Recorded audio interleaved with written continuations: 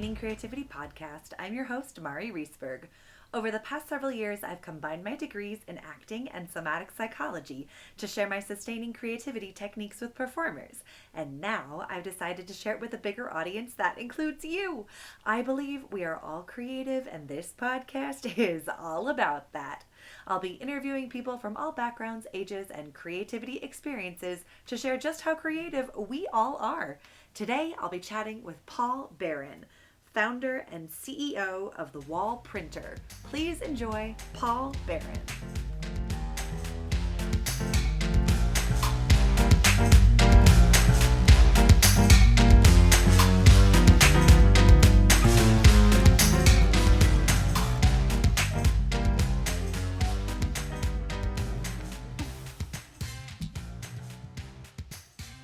Welcome to the Sustaining Creativity podcast. Today, I am here with Paul Barron, founder and CEO of The Wall Printer.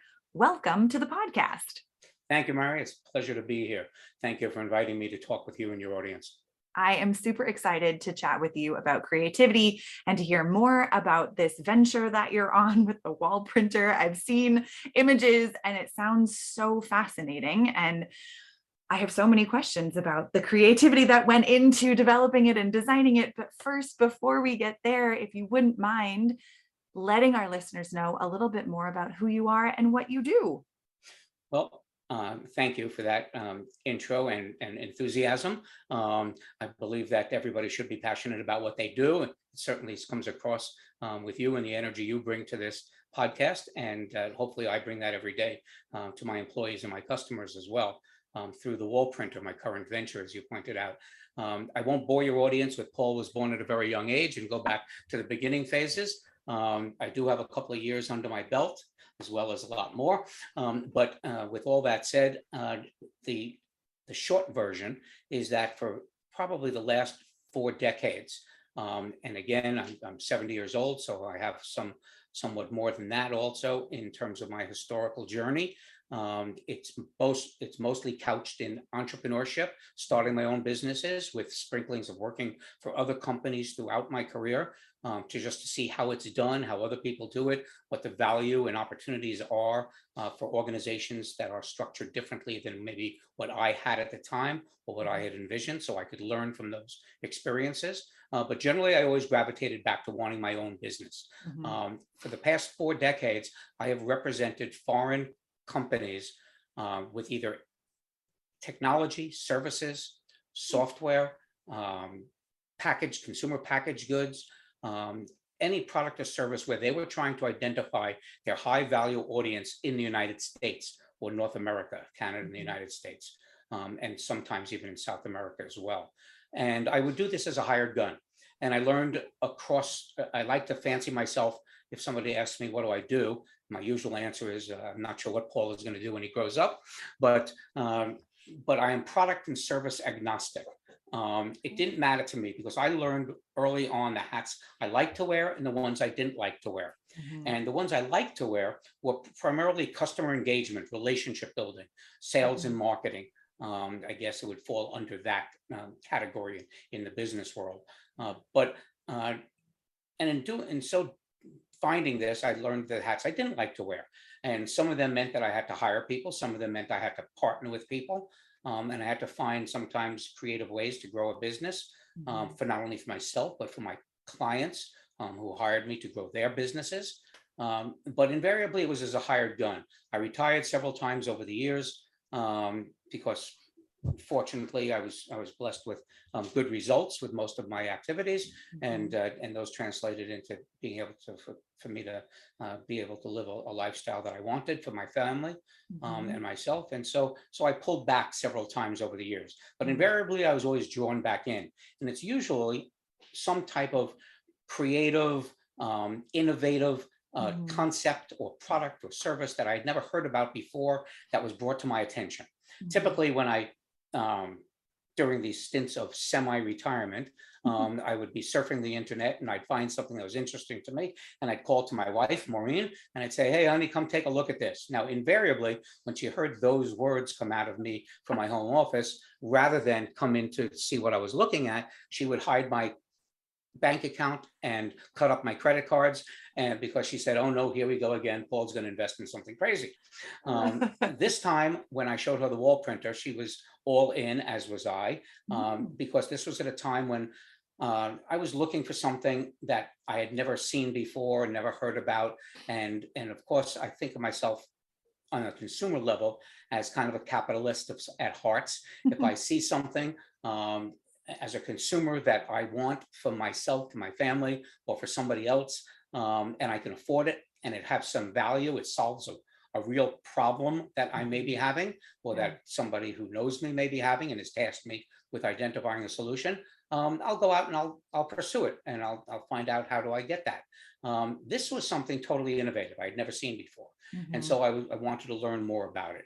And it, as opposed to things I had done in the past, it did have this creative, artistic nature to it, which has always appealed to me. In the past, I have done things like software technology for communications and audio and video solutions from a Russian technology company. I had taken a self-service dog wash system from Australia, a Chinese headphone product for children out of China, a media technology product from Israel. And these were the kinds of products and services that I represented here in the United States. But this was brand new to me. It was a machine that printed digital art onto walls. I've always been fascinated by the creativity that people have in offering solutions to problems. And even though maybe decorating a wall is a problem for people, whether it's the home or their office, you have some nice framed pictures on the wall behind you that I'm looking at. If your audience is audio, video, hopefully they can see that. Behind me in my office, my office staff wasn't nice enough to give me a window in my office. So in this concrete warehouse that I'm in, I used our wall printer to paint a picture of an open window and a nice lakefront scene on my wall. And that's a 5 foot by 8 foot mural that was painted with the wall printer. And the wall printer is designed, so I'll back up a step. When I did see this and I told my wife about it, it was actually as a result of me being approached, as I was for those 4 decades by these other companies, by a German company.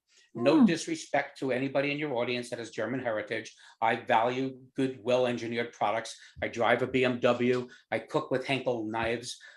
If it's a well-engineered product and I find value and I can afford it, I may very well buy it. But just because something says made in Germany or made in Israel or made in Peoria, Illinois, it is not necessarily worth twice what something of comparable features and technology might be worth. So I was approached by the German company that manufactured a vertical printing machine, which is the generic term for this industry. And it was something I'd never seen or heard about before. They asked me to represent them like all those other companies I described. And I could not make the deal with them to be an equity owner in the product. And so our conversations broke down. But I did say, as I mentioned, I've never seen anything like this before. Let me learn more. And so I did some quick homework and I found out, of course, thank you, Google, for letting us search things pretty easily. And so I found out that there were 5 companies. There were a lot of companies selling these types of machines, mostly in Asia, Europe, Middle East, Far East, Australia, but none in the United States, Canada, South America, and none that were real manufacturers. They were just remaking, or they were trading companies that were taking another product that was made by a company and kind of branding it themselves or whatever. But there were only 5 companies in the world that actually made these machines. There was the German company, there was 2 Chinese companies, an Australian company and an Indian company. And I kicked the tire of all of them to see what the differences were, just like anybody doing their homework who might want to buy something, whether it's a car or a hamburger or a slice of pizza or whatever. Do your homework. That's another beauty of the internet, is you can do that.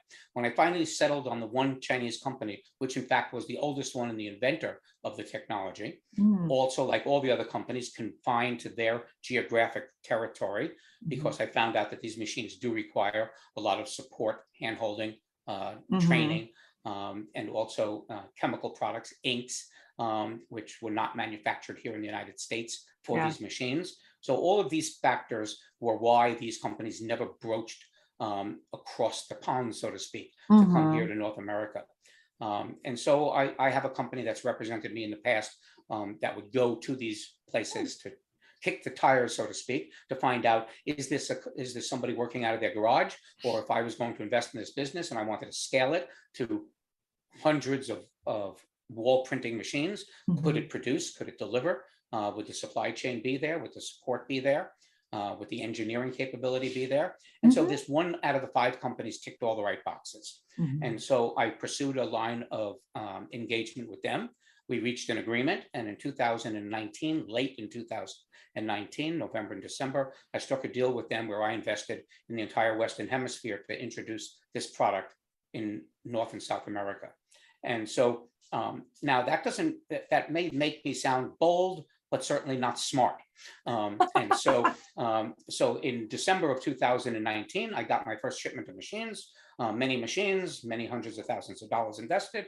And here was something that nobody's ever seen or used before, myself included. Yeah. And then in 1 month later, in January of 2020, we all know what happened. COVID came around, and now the world shut down. And now people are not traveling. They're not seeing something. This wasn't like investing in a Dunkin' Donuts or a landscaping or plumbing business where people understood what it was and they could see what it is around the corner from them, and just think that maybe I could do that bit better than the next guy. And so this was something that people really didn't know what it is, what it was for. But I was all in, much to my wife's chagrin. And so while everybody was laying people off, I took advantage of that. And I said, well, I'm going to learn what these machines can do and what we need to do to build this company the way I envisioned it. And so I invested in the people and converted everything out of Chinese into English and French Canadian, Portuguese, Spanish, so that and put all the infrastructure in place to grow a business. At the same time, we used the machines. We learned about the creative aspects of them, and we answered the question: who else wants this? Just somebody crazy like Paul Barron, who is willing to invest in something that nobody's ever heard about before, or are there people out there who would see this as a viable business or something that would add to their either revenue goals, business goals, family goals, whatever. And so that's what we spent pretty much all of 2020 while the world was semi-healing, still hasn't totally healed. But the advantage of this to me and my growth phase in this particular type of product, where I created a business opportunity for other people to take these machines and deliver wall art in their communities, providing the services, which are extremely high margin. I decided to find out, well, who are these customers? So we spent all of 2020 and continue that today, identifying who are those customers, letting them see videos of the machine working, letting them decide, are they today somebody in this type of business of creative art, painters, photographers, muralists, general contractors, and extending to people who are just startup business seekers, because during this time of COVID, they were home, either laid off or just by nature of remote working. And they spent a lot of time, much to their boss's dismay, surfing the net for what their next step would be. Do they want to continue in this path that they chose for their life and their career? Or do they want to explore new opportunities, maybe business ownership? And so those are the people we tried to identify. And we spent literally that full year of 2020 as our nation was healing and coming out of COVID to the time when it's still coming out of COVID. And we've grown from zero to, in the past year, to over 75 new businesses that we've put in place in the past 2 years. We've grown to more than $3 million in sales in our first year. Very proud of the team that we've grown. I've hired 15 people. And as I said, more important than that, 75 new business owners. And we are not a franchise. We don't reach into people's pockets and take royalties from them. We don't make you call yourself the wall printer, because some people have an existing business that they're using this. Some people have a greenfield venture that they want to start up delivering wall art. And now we actually have a floor printer, so we can deliver logos and artwork onto people's floors too. That's so fantastic. That's where we are, Mary. I'll take a pause and let you ask me questions. No, I appreciate hearing the journey and the experience. And I just hear so much curiosity from you of your next adventure and your next experience. And then recalibrating and figuring things out. To me, it speaks of so much an innate creativity that you have within yourself to then share that with other people and I really hear you want other people to succeed with these ventures that they're on. And well, that's the most important thing, Mary. I yeah, believe if you can't make somebody else successful, you're not going to be successful. very true. As far as the creativity, well, I think there is an element, and a very big element in this, not only in the product itself and what it produces, but also the journey that I and other people take in terms of assessing their own lives and their own, what's their passion. I always believed in myself more than anything else, that if I could find something I was passionate about, that I would be able to find a path for myself and my family, my employees, other shareholders, things like that would come along with it. I love that. Hearing you talk about passion, I'm super curious. What does it mean to you to be creative? There's a fine line between creativity and bold and foolishness. And so I think it requires creativity, to me, requires an element of all of that. The ability to be open-minded more than anything else, to allow what you see as opportunities to kind of bake and to realize themselves. For me, today, it's the wall printer. In the past, it was because my wife and I, we weren't able to have children. And so we went the puppy route early on in our marriage. Yeah. And so we always searched anything dog related. And that's how I found the self-service dog wash machine that was manufactured in Australia, and brought that here as a creative way to wash your dogs and to spend some bonding time with them in a self-service dog wash machine, so to speak. And so there was, I like to think that there's some type of creativity involved, along with that bold and foolishness that goes along with trying to find something that you can be passionate about, but that also brings pleasure to not only you, but to the audience you're seeking, whether that's a customer, a vendor, a partner, an employee. All of it should be taken into account. Yeah, I love that. Really gathering the people that are also passionate or are being inspired by your passion or someone else's passion for whatever it is that you're doing. I imagine, though, being entrepreneurial, it is oftentimes met with challenges. I don't mean for a moment to let your audience come away with that this was some kind of a hockey stick path that I took. This was definitely the bumpy road. I like to think of those what some people might characterize as failures. I consider them either lesser successes or learning experiences. A good example in my journey was I was in the food service restaurant business. I had a very successful upscale seafood steakhouse that I established in a small town upstate New York in 1979. One of my first ventures I did when I was in my 20s. And that was a 12-year stint for me that was extremely successful. It is, in fact, I'm very proud of the fact that it's still open today. Wow. And even though I've moved out of that area from New York to Wilmington, I do have family and friends, and I go back there every summer. Next month, we'll be going back up to New York, and I'll go to that restaurant to bring my wife and to show her this is what I created. And here, 22 for the quick math, 43 years later, it's still in business. So I'm very proud of that. Now, on the flip side of that, to your point, I took that 12 years of success. I moved to Florida. My parents retired and moved to Florida, and I decided to follow them down there because I like playing tennis. And I figured I could do that more. And financially, I was able to do that. So I moved to Florida, and I said, okay, now what's Paul going to do when he grows up? And I said, well, I've had a very successful restaurant for 12 years that I just sold to my partner. And now I'm going to go ahead and open a restaurant just like it here in Florida. And what I made in 12 years in New York, I lost in 1 year in Florida. So that was a very rude learning experience, but it taught me a lot about market research. It taught me a lot about partners, about vendors in construction, all kinds of things that put me behind the 8 ball, so to speak, and never let me catch up to that. So that after a year, I was smart enough at least to just cut cut and run Yeah. from that experience. But financially, that was one of my lesser successes. Hmm. But it was a very good learning experience, and that carried me through to then my next one, which actually got me involved in representing other companies, because at Okay. that point I was with one of those points in my life which said maybe I shouldn't be doing this on my own. Maybe I should go and try to work for somebody. And that's what Hmm. I did, and started to learn other skills and other resources that were out there. Um, Yeah. I mean, it really sounds like facing challenges, whether they're creative or business challenges, you really take stock. Like you have that big picture, reflective space to say, oh, yeah, what have I learned from this? How do I want to move forward?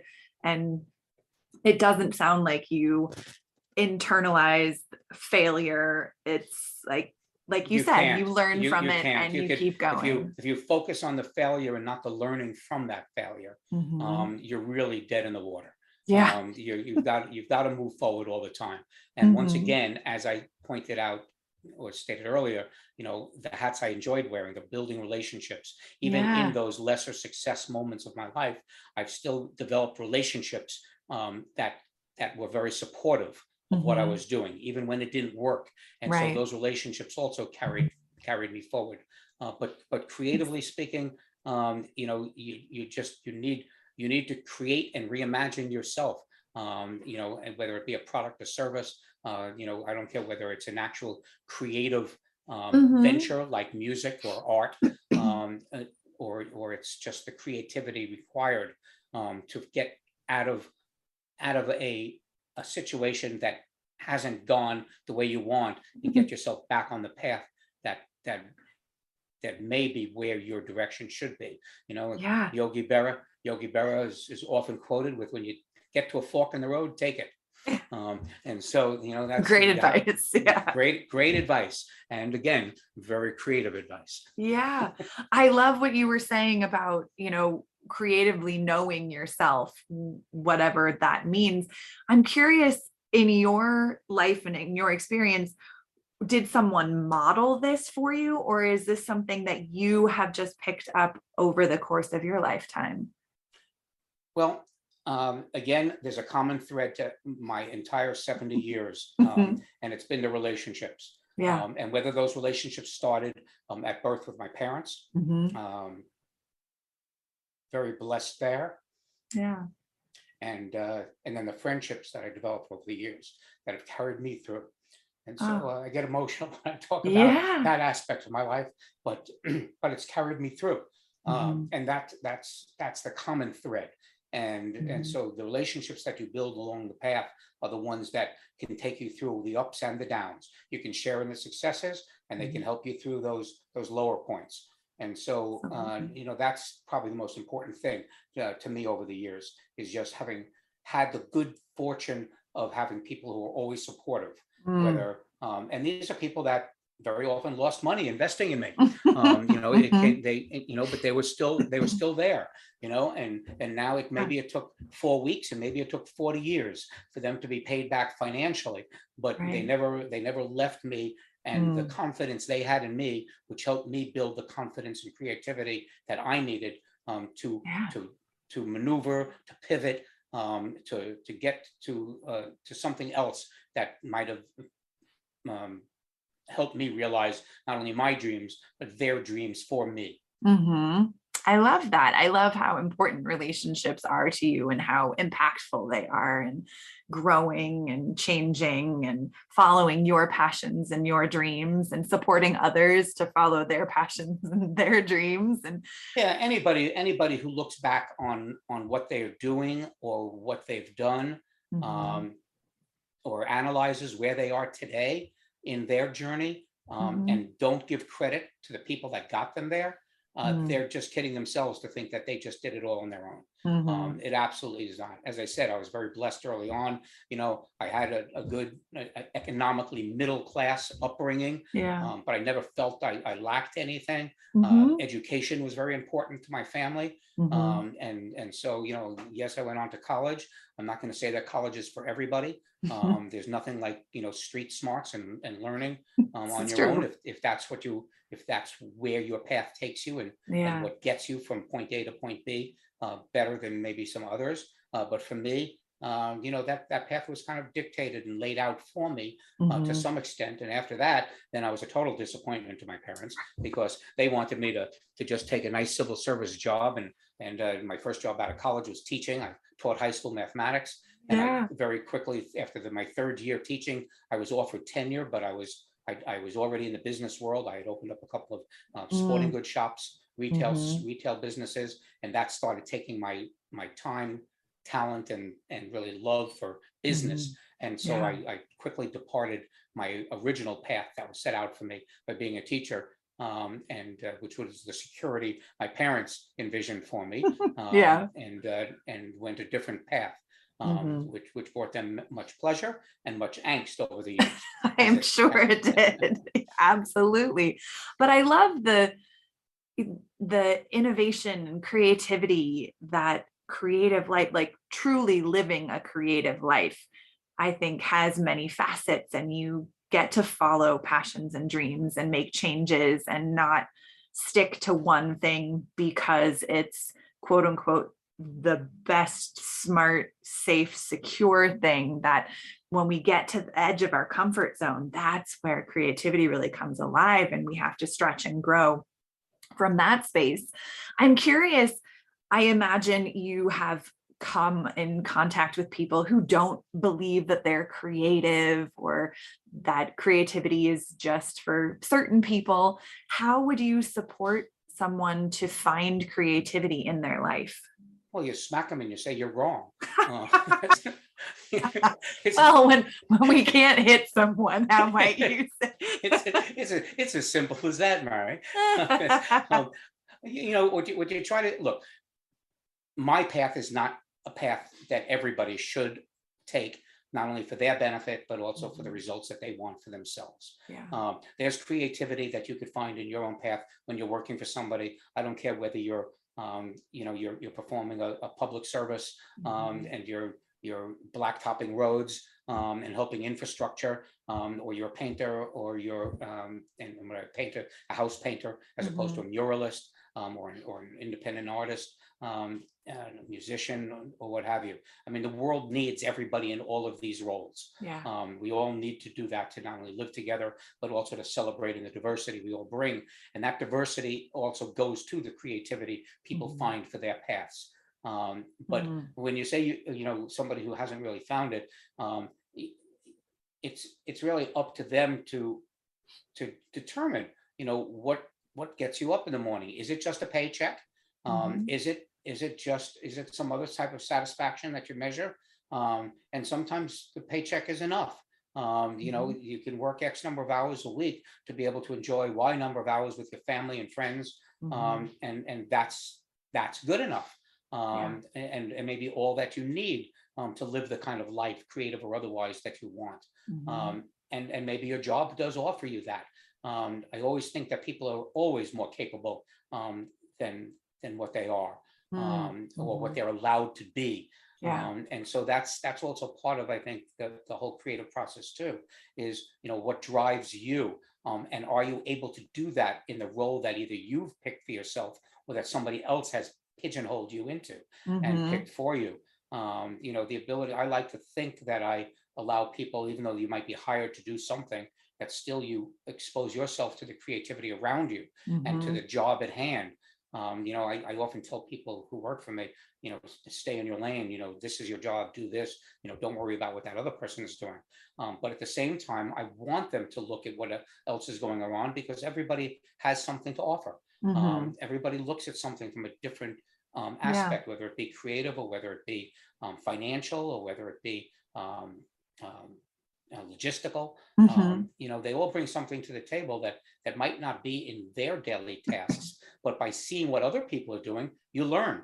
Yeah. You just you can't not absorb what's around you. Mm-hmm. I always tell people, talk to anybody, have conversations. You're never going to walk away from a meeting or a conversation knowing less than what you did when you entered. You may have been bored to tears for a half hour of your life that you'll never get back, but you won't know less. I love that piece. Yeah, that's so great. It has been such a treat to chat with you. I just have one last question. What does it feel like in your body to be creative? Being in my body is creative enough, if you could see me. I play tennis 4 times a week, and I swim a mile another 4 times a week. Yeah. So those are my recreations that keep me sane in this body, Yeah. and hopefully get me up each morning.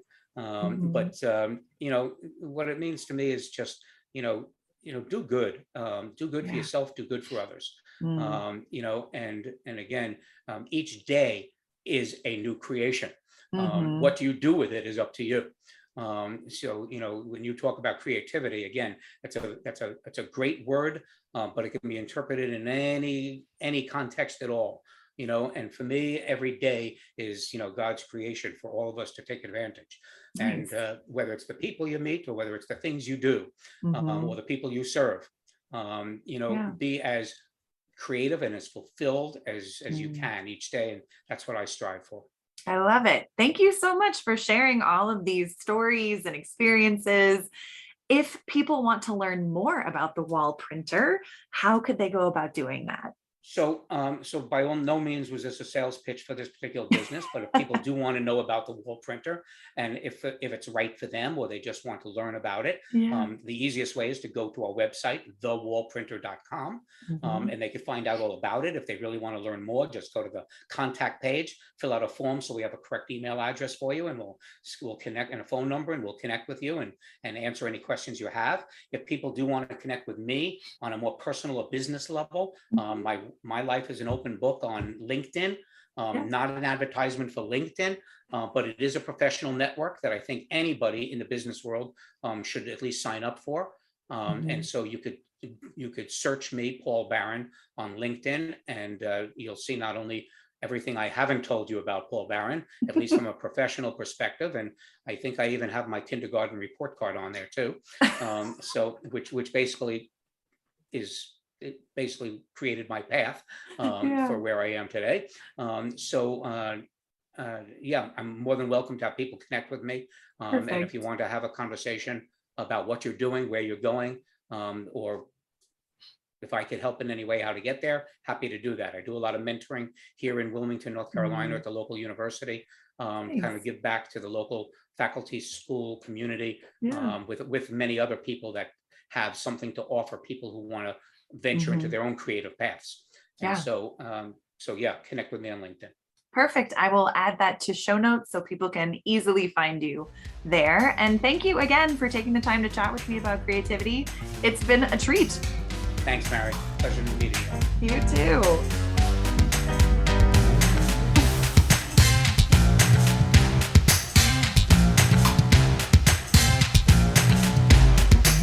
Thanks for listening to the Sustaining Creativity Podcast. We'd love to keep in touch, so follow us on Facebook and Instagram. We are at Sustaining Creativity. Make sure to subscribe to the podcast wherever you listen to podcasts. Tag your friends and family so they can listen too. We love to hear from you, so leave your reviews, comments, and questions. Check out our website, sustainingcreativity.com, for upcoming offerings and creativity coaching. Tune in Tuesdays for our next episode. And remember, with creativity, anything's possible.